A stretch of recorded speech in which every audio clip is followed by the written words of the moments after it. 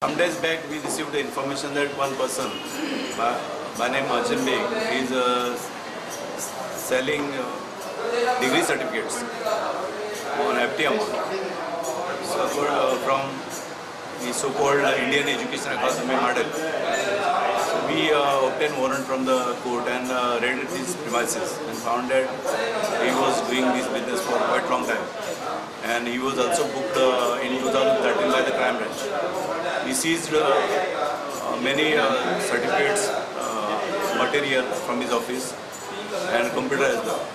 So we found some people in the office who also informed that he has promised them to issue engineering certificates within 3 months. And some of them have paid 50,000 rupees to him. And without any training, he was about to issue an automobile engineering certificate to one person who is just 10th standard educated. So we have booked him for 468, 472, 474, 420 IPC. So previously also he was booked. He was booked by crime branch in 2013. We have sealed his office and we will verify those universities.